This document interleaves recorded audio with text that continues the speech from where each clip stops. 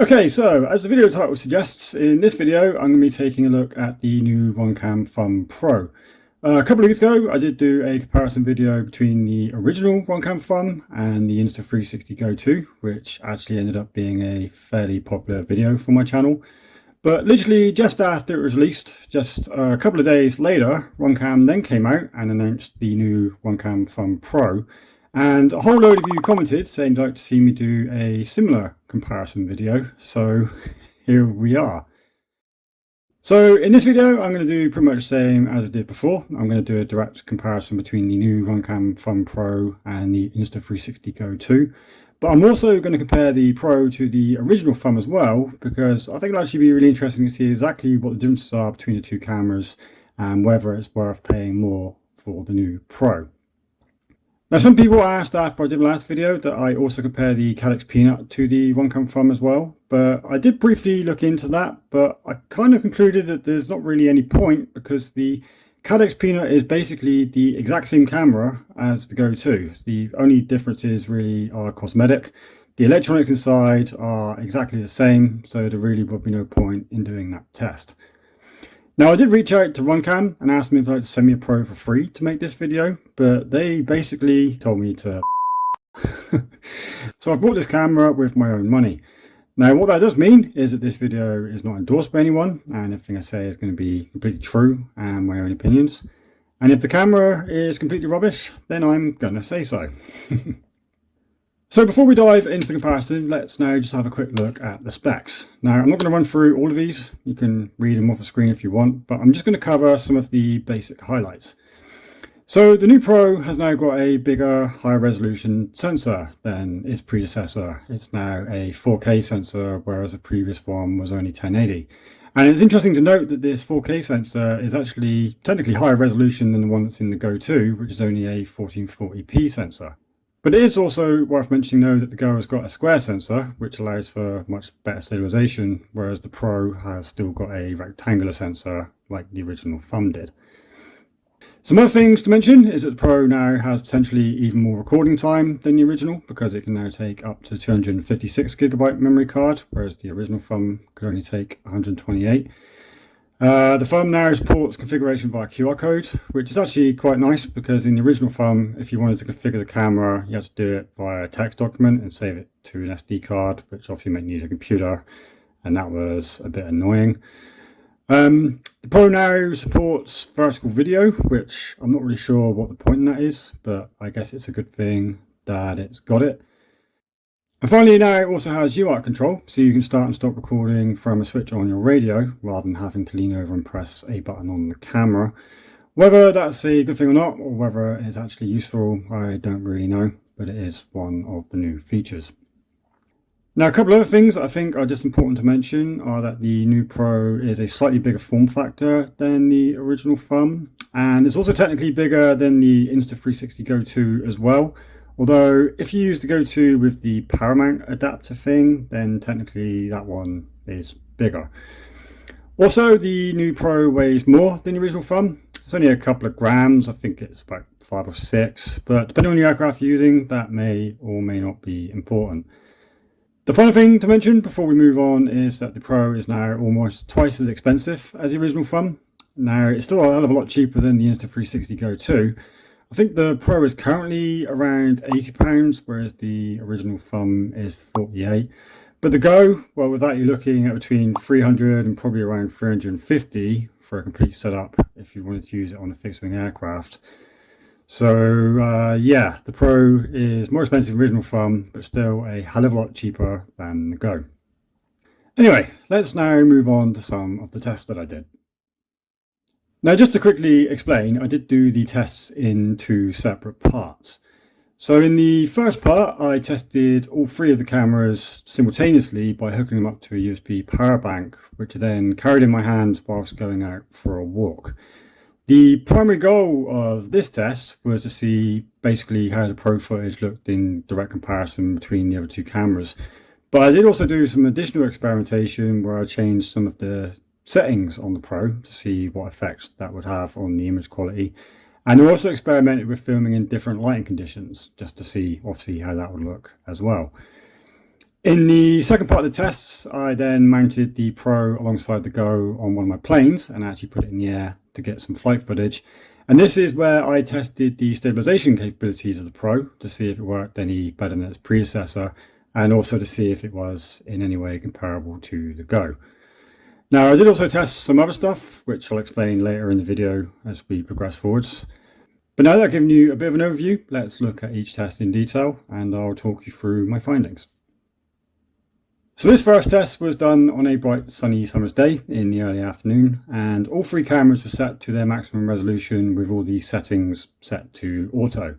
Now straight away you're going to be able to see that there's some pretty significant differences between the three recordings here. The Go clearly has a much nicer image, but let's just ignore that for the moment and look at the Pro. In comparison to the original Thumb, the Pro clearly has improved colour. The sky looks a little bit bluer and the foliage looks a little bit greener. And in general, the whole image just looks a little bit warmer. The Pro also seems to have improved wide dynamic range too, with the highlighted areas not being quite so blown out, and there's a little bit more detail visible in the shady areas. On the flip side though, the footage from the Pro seems to have a ever so slightly reduced field of view, which isn't really significant, but it's worth mentioning. But more importantly, and much more noticeably, it's severely lacking in any contrast. The footage looks sort of kind of faded because it's lacking any deep blacks. Now, this is something that can easily be fixed with a video editor, and when you do, it makes a significant difference and arguably makes the footage look even nicer than the Go footage. But yeah, straight out of the camera, the contrast is lacking, and that's obviously not great. Now obviously the Go footage is the best of the three here, and as I'm probably going to be mentioning several times throughout this video, that's not surprising as it's the most expensive camera. The colour is better, the contrast is better, the wide dynamic range is better, and in general there just seems to be more clarity and detail to the image. The only real complaint I could make about the Go footage, if I was going to be really picky, is that the lens flare is a little bit more noticeable in the bright sunlight here compared to the other two cameras. But that's not really a significant issue, and I don't think most people would really care about that.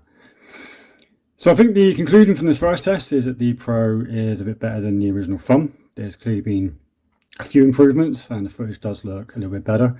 But ultimately, as expected, the Go2 is still the best camera, at least in terms of footage aesthetics. Now, before I move on to the next test, I will just show you that I did quickly try out the vertical recording capability of the Pro. This was easy to do. I just changed the setting on the phone app and then flashed the QR code at the camera. I'm not really sure why you'd ever want to record with the camera vertical like this. As you can see, you just end up with a very tall but very thin video. The only time I could ever see this feature maybe being useful is if you wanted to mount the camera on a tail of a plane or something and you want to keep it upright so it's a bit more aerodynamic. But the limited field of view really doesn't get you particularly nice footage, and I also found that the stabilization doesn't work properly with the camera rotated like this either. So personally, I don't really see the point.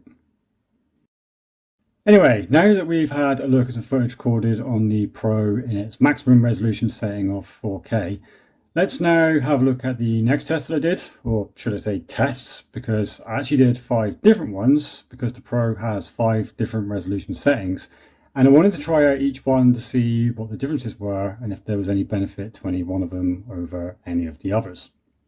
Now at first it probably didn't look like there's much difference between the 5 clips when I show them to you laid out like this, other than maybe a little bit of slight shape variation. But if we now look at them one at a time and I start to overlay them one on top of the other, hopefully the differences will become a little bit more apparent. So starting with the 4K footage, as you can see, this fills the whole screen. But if I now overlay the 2.7K footage on top, you can now see that's a little bit smaller. It has the same aspect ratio as the 4K footage, but the width and the height is about 40% smaller. If I then add the 1440p footage over the top of that, you can see that's even smaller again. This one is a bit weird as the aspect ratio is a bit more square than the other ones, but it's roughly half the width of the 4K footage and about 1/4 of the height. If I then overlay the 1080p footage over the top, you can see this one is even smaller still, and obviously that's what you'd expect. It's exactly half the size of the 4K footage, but it does have the exact same aspect ratio. Now, whilst we're looking at the 1080p footage, I just want to point out a strange oddity that I noticed. Now, I don't know if this happens on all the Pro cameras or if this is just on mine for some reason. If you look carefully here, on the 1080p 120 FPS clip sample I've got here, there's this weird black line across the bottom of the screen, which obviously is very strange. There's also a similar issue on the 1080p 60 FPS clip here as well. There isn't a big line at the bottom anymore, but instead there's this little small black one just at the top here, which is really weird. I'm not really sure what this is about. It's not dead pixels because it doesn't show up on any of the other resolution settings, so my best guess is it is a firmware glitch of some kind. Luckily, it's a minor issue though, and most people won't know this, but I thought it was definitely worth mentioning. Now, before we move on, just for comparison, here is some footage from the Insta360 GO2 overlaid, and this allows you to really appreciate just how much bigger the sensor is in the Pro than the one in the Go, because obviously as you can see here, the Pro footage is quite a lot bigger. Now, I know that more pixels doesn't necessarily mean better image quality. So in the next test, I took some screenshots from each of these 5 clips, and then I zoomed in on them so I could have a look at the details a little bit more closely. So what you're seeing here is a screenshot from each of those clips, and I've tried to take them from roughly the same part of the walk so that in each of these screenshots we can have a look at this wall here. What I've done is I've cropped the screenshot and then I've zoomed in a little bit so we can see some of the fine details a little bit more closely. Now at first, when all 5 are presented like this, you obviously can't really see any difference, but if we now have a look at them one at a time, hopefully the differences will become a little bit more apparent. So starting with the screenshot from the 4K footage, this is going to be kind of our benchmark. We can see that the image looks nice and sharp, we can see some small details, and we can see the texture of the bricks quite well, etc. But if we now take a look at a screenshot from the 2.7K footage and we overlay that beside it, we can now see that there is a little bit of a difference. Now, yeah, it's not significant, but you can see the image does look a little bit softer and it's not quite as crisp. You see a similar thing when looking at the 1440p screenshot as well. The image just isn't quite as sharp. The biggest difference though happens when you look at the screenshot from the 1080p 120 frames per second footage. Now I'm really not sure what's going on here, but the image quality has, as you can see here, degraded a lot. And you don't need to zoom in to see it either. Even when you're viewing the footage full screen, it just looks very soft and low resolution.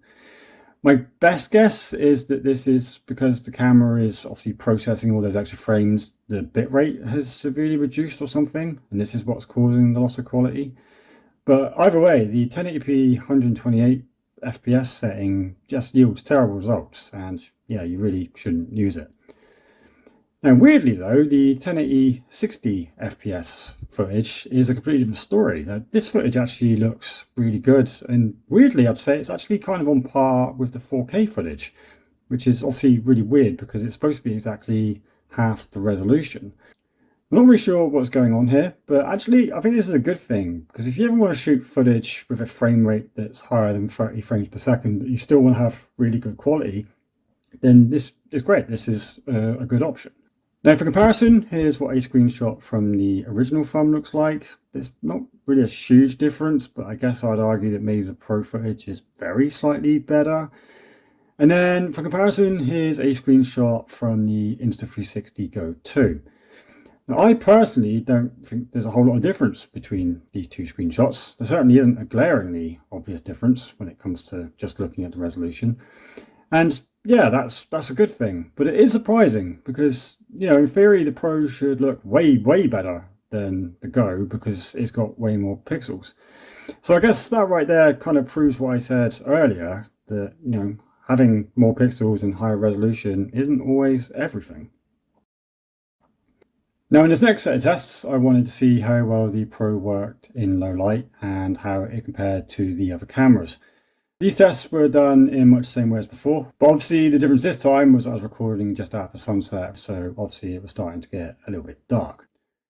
Now, using the knowledge I learned from the previous tests, for this one I only used the 4K and the 1080 60 FPS resolution settings here. This was partially because I don't think the other resolution settings are particularly worthwhile, but also because obviously it was quite rapidly getting dark, so I just didn't have time to check all of them.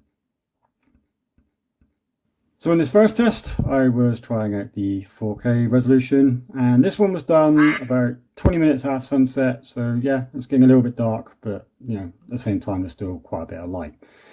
Now, straight away, just like before, the Go footage does look the best here. It's clearly got the brighter image, got the clearer image, and there's much better color and much more detail, which is obviously good.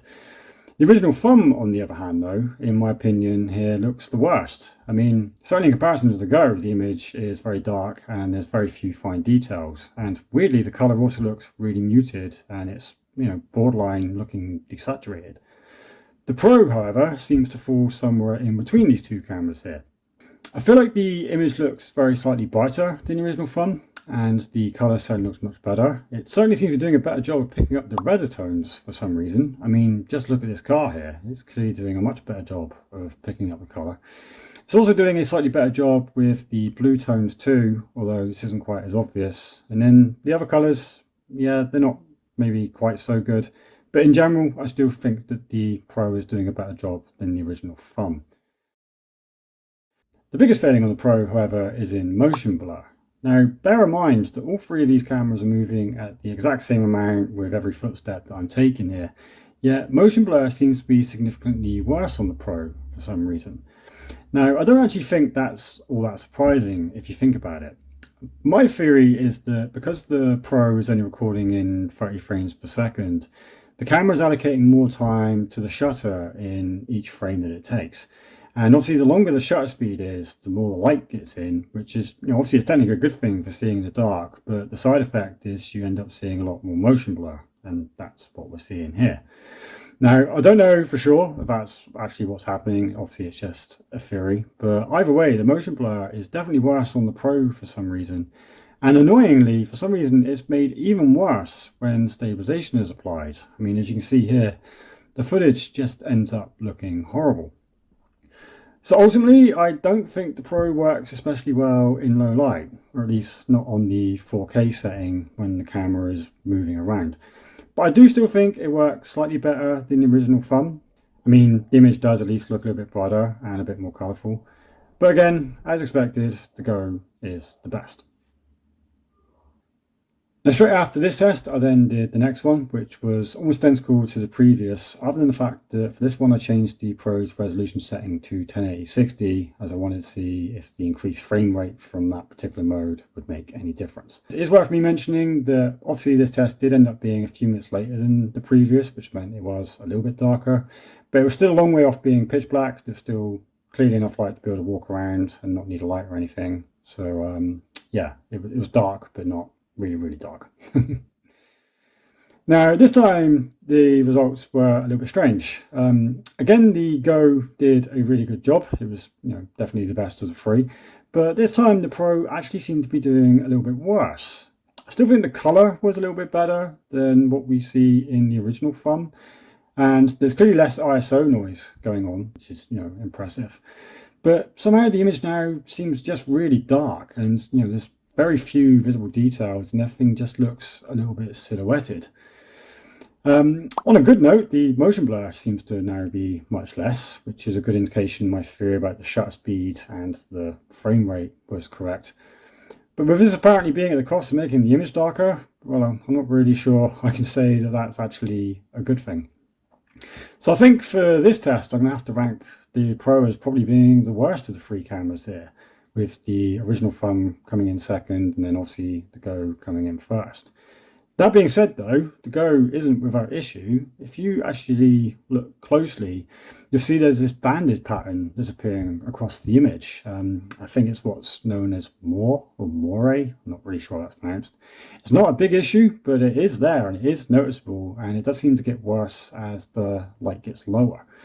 So I think with that being said, actually my conclusion is that neither of these cameras are particularly good at being used in low light, but then that's not really surprising because that's not what they're designed for. Now, with that said, just to be completely sure, in the next test, I then went and took things to the extreme, and I went out and recorded some footage when it was completely pitch black. Now, this test was done several hours after sunset, and the street that I was walking down had hardly any useful lighting, so it was pretty much as dark as you could ever want it to get. It was so dark that you could barely even see your own hand in front of your face. And not surprisingly, all three of the cameras struggled, and in fact you can see that they were all pretty much useless. Both the thumbs basically struggled to capture anything at all other than a very faint glow where there was a few lights here and there. But even the Go, with its superior sensor and much better firmware, really struggled to make out anything much more than some very, very basic outlines. So yeah, not really sure what much more there is to say about that. All three of these cameras are terrible in the dark, but I don't really think that matters, because I mean, how often do you fly in the dead of night anyway? Okay, so now we've had a look at the image quality, resolution and low light capabilities of the Pro, and we've compared it to the other cameras. Let's now have a look at how well it actually works as a flight camera, because that's obviously what it's designed for. And let's see how good it is at producing stabilized footage. So for this test, I strapped the Pro to the nose of my Atlantic Ranger alongside my GO2. I couldn't include the original thumb in this test because having all three cameras on the nose of the plane at once was throwing off the CG, and it also probably would have been really unaerodynamic as well, so obviously that's not good. But I don't think omitting the thumb from this test really matters anyway, because we're mostly interested at this point in comparing the Pro stabilization to the Go stabilization, and chances are the Pro and the thumb would have yielded very similar results anyway. Now, one important thing to mention before I show you results of this test is that, just like in my previous comparison video, I've had to mount the Go to my plane using this special USB power mount thing, and this is a vital requirement when using the Go on a fixed wing aircraft, because without it the Go will run out of power after just 15 minutes, and obviously most flights on my aircraft last longer than that. Now, it is important that I do point out that this mount doesn't come with the camera when you buy it, so you do have to buy it separately at additional cost. And obviously using this mount does also add a little bit of additional weight and drag to the aircraft. So yeah, these are just some things that you need to take into consideration when trying to work out which camera might be best for you. Anyway, now that I've explained that, let's have a look at the flight footage. So this flight was done on a nice warm sunny day, and because it was nice and bright, I set the Pro to record in 4K, as I knew the shutter speed was going to be nice and quick and wasn't going to be affected by the lower frame rate. As you can see, the footage on both these cameras looks decent. The Go, as to be expected, looks a little bit better, but with just a little bit of mild editing to the Pro footage, it can actually be improved quite significantly. And with that done, I think you'll agree that both the video clips now look quite similar. They both have got good vibrant colour, they both got good wide out range, and to be honest, I think it's almost a little bit hard to distinguish between the two. Now, there is a little bit of jello in the footage on both the cameras here, but this is pretty much entirely down to the way that I've mounted both of them to the aircraft. I didn't mount them in a particularly good way, and there's no vibration isolation going on at all. So do just try to ignore that. That's not a fault in the cameras, that's more of a fault in the pilot. Other than that though, I think both these clips look good straight at the camera, but let's now have a look and see how they look when they've been stabilized. So what you're now seeing on the bottom left is the Pro footage, which has been stabilized with Gyroflow, and then on the bottom right is the Go footage, which has been stabilized with Insta360's studio software. And I think you'll agree that in both cases the footage now looks a little bit nicer. It didn't look especially bad before, obviously it wasn't a particularly windy day when I was flying, but it does now look a lot smoother. The Go footage obviously does look a little bit better, which is to be expected as it does have the superior hardware. But I think the Pro footage still looks decent too. I mean, it's certainly not significantly worse than the Go, is it? I think Gyroflow has done a pretty good job here. I'm not convinced that I'd say it's any better than it was on the original Thumb, but I still think the results are reasonably good. Now, I should point out that the quality of Gyroflow stabilized footage is directly proportional to the amount of time that the user wants to put into it. Unlike the Insta360 stabilization, which is done pretty much automatically, all you have to do is press one button and then it's done, Gyroflow has like 100 different settings, and it's down to the user to tweak and fine tune them to try and get the best result. Now, in my case, with this particular clip, I'm pretty happy with how the stabilization came out, but that's not to say that somebody else couldn't get better results if they were to try and use the same clip and put a little bit more time into it. And that right there kind of highlights one of the big downsides to the Pro. You do have to put in work to get good results from Gyroflow, whereas the Go does all the hard work for you. Now, some other downsides to using the Pro with Gyroflow is that occasionally you do see a bit of jitteriness in the footage. You do occasionally see these black bars at the top and bottom of the screen, which is due to the Pro having a rectangular sensor rather than a square one. And you also do find that the footage ends up being quite cropped, which is inevitable with all gyro-based stabilization types, but for some reason it does seem to be a little bit worse on the Pro than it does on the Go. But saying that, if you're willing to forgive these issues, which for the most part are quite minor, I think, and aren't really that noticeable, then I think the Pro is actually a viable alternative for those not wanting to pay the full price of an Insta360 Go, but still want to get comparable, decent, stabilized footage. And that's kind of the conclusion I made in my previous review video, to be honest. Which camera is best for you ultimately comes down to how much you're willing to pay and how much you're willing to compromise. Now, so far in this video, the Go has come out on top in all the tests. It's basically been the best at everything. But this is now where I get to show you one of the Go's major drawbacks, which is its limited recording time. Now, I did highlight this in my previous video, but I'll do it again now because it is kind of a really big deal. After 30 minutes of recording, the Go shuts down and there's absolutely nothing you can do to stop it. 30 minutes is the maximum recording time you're allowed to have, and that's it. Now, I don't know why this is. I did ask Insta360, but they couldn't seem to give me an answer. But for a fixed-wing action camera, I think this is actually a really significant drawback because most fixed-wing flights, or at least mine, typically last much longer than 30 minutes. Now, for comparison, the Pro can record pretty much indefinitely. The only real limiting factor is going to be the size of the SD card being used. But assuming you're going to be using a good sized one, you'll probably be able to get, at least an hour, if not more. And obviously more is going to be better. So yeah, the Go isn't actually the perfect camera that it first seemed to be, right? It does have at least this one significant drawback. But anyway, now we've discussed that, let's now have a look at the next test that I did, which was flying in low light. Now, for this test, I used my Hewing T1, which is a much smaller aircraft than my Volantrex. And for that reason, I was only able to carry the Pro by itself for this flight, so there's not going to be any comparison footage from the Go to look at here. But I think that's fine because the main reason why I did this test was just to look at the Pro, because I wanted to just kind of confirm what I saw in the previous low light tests, that using the 4K resolution setting in low light is a bad idea and that it's better to just use the 1080 60 setting instead. So what you're seeing at the moment is footage recorded on the Pro in 4K, and just as expected, the results are terrible. So although the image is technically exposed correctly and it's nice and bright and clear, because of that lower frame rate, the camera has opted for a longer shutter speed, and this has led to really significant motion blur, as you can see here. Now, some people might try and argue that this footage is kind of tolerable and that it's not that bad, but actually, once you apply stabilization to the footage, it just ends up looking even worse.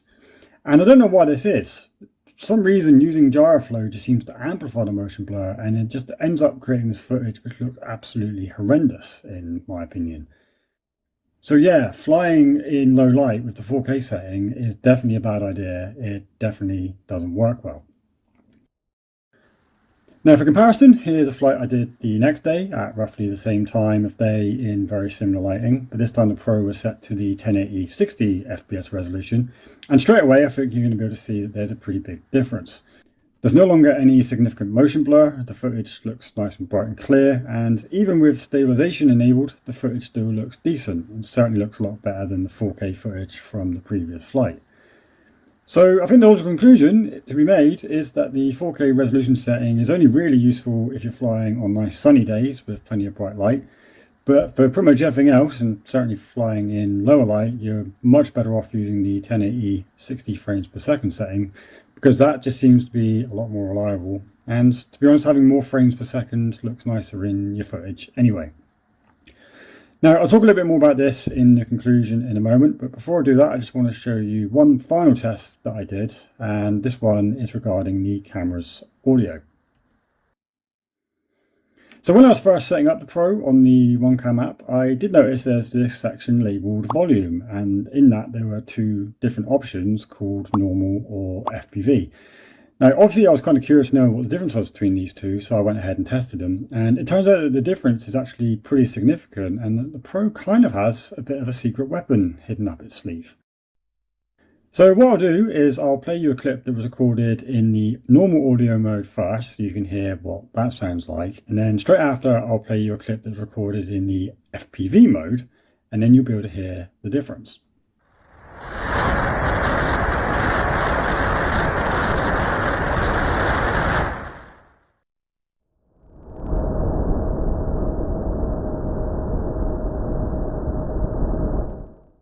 So I was actually really impressed when I heard this for myself for the first time. If you've ever used like a GoPro or a Mobius or any other type of action camera on a drone, then you'll know that all you can usually hear is just the sound of the wind while you're flying, and it sounds absolutely horrendous. And that is exactly what you heard in that first clip there, just lots of wind noise. It just sounded horrible. But in the second clip, which is where the FPV audio mode was enabled, that actually sounded really good, because somehow it did a really impressive job of eliminating pretty much all the wind noise. And in fact, you could even hear the sound of the motors running, which is something I've never been able to hear in any of my flight footage before, and I was really impressed with that. Now, I did actually credit the Go in my previous video for its wind cancelling abilities, and just in case you didn't see that video, I'll just play you a clip of that now so you can hear what it sounds like.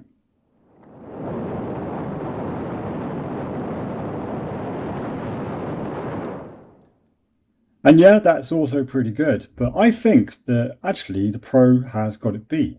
Now, I don't know how Runcam has done it and what kind of software, Voodoo or Blackmagic they're using, but in my opinion, the audio quality on the Pro is actually really, really good, and I think that's actually a really big plus. And I think that's a really good high point to now end the tests on, because obviously this video is mostly about the Pro, so it's good to see that it's at least been the best at one thing. But anyway, now let's talk about the results of all of the tests that I've just shown you. And I figured that the easiest way to do this was to create this chart that you can see here. Now, what this is showing in the column down the left is basically all the questions that I've tried to answer about the cameras whilst making this video. And then in the columns to the right of that, each one of those represents a different camera, and it's in here that I then filled in the answers that I found from doing the various tests. Now, when it comes to trying to work out which camera is the best of the three, this chart doesn't really help a whole lot. I mean, it's just a chart full of words and data. So to try and then help me come to some kind of conclusion about which camera is the best, what I then did was I ranked each of the answers on this chart on a scale of 1 to 3, with 3 showing which camera did the best in each section and 1 showing which camera did the worst. Once that was done, I then just simply added up how many points each camera had earned and added them all together, and what that did was it generated a score. And the theory behind doing this was that this score would then clearly show which camera was the best, but actually I'm not really sure that it's worked that well. So it's probably no surprise to see that of the 3 cameras, the Go ended up with the highest score here, because as you saw, it did pretty much ace every test that I did. But I don't think that I would say that it is the best camera, at least not for the specific application of mounting it onto a fixed-wing drone. I think the problem is, with the way that I've come up with these scores, they don't really take into account the significance of some of the answers that I've written in the chart.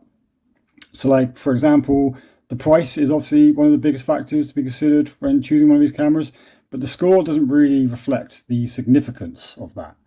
So yeah, whilst the Go might have had the highest score of the 3 cameras based solely on the pros and the cons, in reality, when thinking about things practically, I personally think you'd be better off with one of the thumbs. So at this point, you're probably now expecting me to say that, well, actually, I think the Pro is the best of the 3 cameras. And that would actually be a really convenient conclusion to this Pro review, right? But actually, I'm not sure that I can say that. So yeah, the Pro does have some really nice features to it, which do make it a little bit better than the original Thumb. But the problem is, I'm not really sure there's enough of those features to really warrant the extra cost. And yeah, I am aware that I sound a little bit tight-fisted when I say that, but the Pro is almost twice as expensive as the original Thumb, but I don't think that it's necessarily twice as good. So with that said, through process of elimination, we're then left with the original Thumb. And yeah, I think I would actually say if you want an action camera specifically for a fixed wing drone, that one is actually probably the best of the three.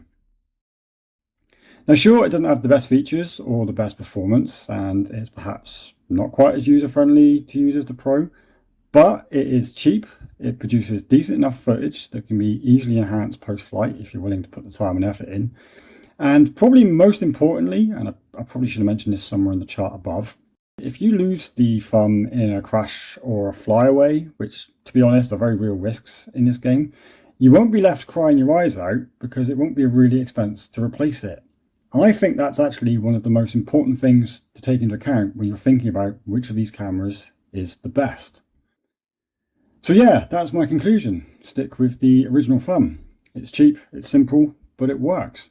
Now that's not to say that I don't recommend the Pro. I do think it's a good camera and I don't think you'll regret buying one. And I'm certainly going to be keeping mine. But I am, however, going to be selling on my Insta360 GO now though, as I just don't find that it's a very practical camera for my aircrafts. That restricted flight time is a really big deal for me. And in all honesty, I think I'd rather just have the money.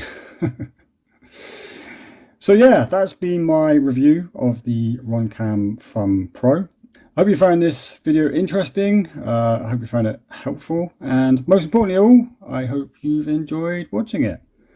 Thanks for watching, guys. Catch you next time.